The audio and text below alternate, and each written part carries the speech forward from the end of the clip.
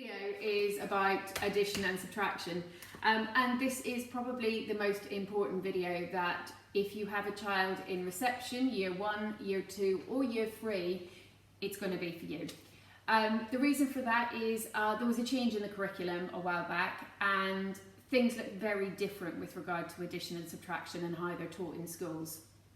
And it is hugely important that you understand the building blocks that our children go through to get to the point that we understand. We do, and we were taught addition and subtraction using what they call formal columnar method. That is introduced at year 3. So that means reception year, year 1, year 2 and year 3, the methods they use for addition and subtraction are new to us. We haven't seen them before, okay? That's not to say that the way that maths is taught today is any harder. It's actually brilliantly basic because they give the children the building blocks to understanding it better. So in fact, our children, when they get to do columnar addition and subtraction, understand it much better than we did. And the problem with that is, because they understand it better, it means that our deficiencies, shall we just say, are highlighted. So what I'm going to take you through today is the step-by-step approach, not year by year, but the step-by-step approach that children will use when it comes to addition and subtraction, using my concrete tools.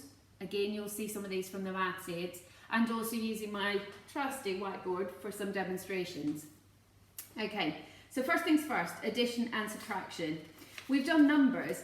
Addition and subtraction is a progression, okay? It starts quite simple with 1 digit and 1 digit. It moves through a sequence of kind of levels and it keeps getting harder, keeps getting bigger numbers, keeps getting more methodology to what they're doing. But first things first, when you start doing simple addition, you are using things. You are saying, I've got 5 plus 2. Yeah, how many have I got? And children will start by counting. So they'll go 1, 2, 3, 4, 5. 5, yes, you've got 5. How many have you got? 5, okay, and I need to add 2. How many have I got? What you hope is at that point the child remembers they've got 5 and they start counting on 6, 7. I've got 7 in total. And the same for subtraction, okay? Sorry, that's my coffee machine just going off. I haven't actually had my coffee yet. I'm doing this before coffee. This is great. Right, so I have 7, okay, and I need to subtract 2. Okay, I take 2 away. 1, 2. How many have I got left? 1, 2, 3, 4, 5. 5. I've got 5 left. At reception, year 1, that is what they're doing. They'll be doing it with counters, they'll be doing it with deans, they'll be doing it with objects, they'll be doing it with apples. You have got any amount of things. Go into your playroom, get bricks, get cars, get Lego blocks. You've got any amount of things that you can take out and do basically reception and year 1 basic maths with. Okay, the next thing, when it gets a little bit harder, so when you're looking at 2-digit numbers, yeah, one of the methods that they use is the number line. Okay, so here we have my 0 to 100 number line. You have got your ability in the maths aids to make these, or you can use a tape measure or ruler. But the idea behind this is if I just take my example, 16 plus 5, they locate 16 on the number line and they count on 5. 1, 2, 3, 4, 5. The answer is 21. Again, very simple approach to addition, counting on. It's the same with subtraction. So if I have 26 minus 12, how I might do that is when I've learned how to count backwards in tens, I might start by going, well, 12 is 10 and a 2. So what I'll do from 26, I'll take 10 off, I'll go to 16, and then I'll take 2 off. 1, 2, and I get to 14. Okay, so this is understanding that place value. This is understanding that 12 is 1 10 and 2 1s. So instead of counting back 12, the quicker way of doing it is to count back in 10 and then 2. A lot of children have obviously mastered the art of addition but find subtraction harder. one of the key things I would be asking you to do is check to see whether the child can count back in tens from any number. So not 100, 90, 80, 70, 60, but taking a number like 46 and saying, what's 10 less than? Can you count back in tens from 46? 46, 36, 26, 16, 6. Okay? And if you're in year 5, I expect you to go negative. So that is how you use a number line to do addition and subtraction.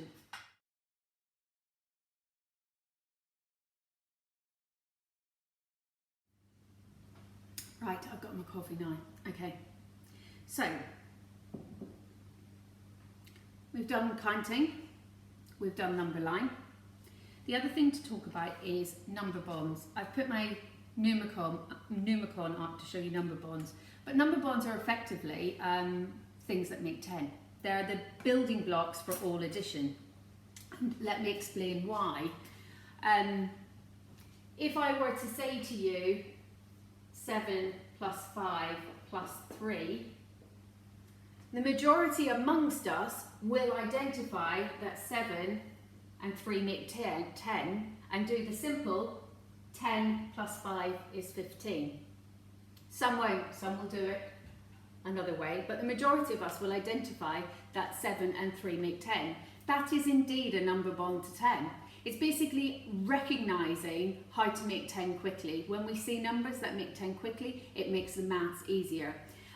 So they learn number bonds using Numicon and things like that. So that is a 10, and what they do is they do things like this. So they can see that 4 and 6 make 10.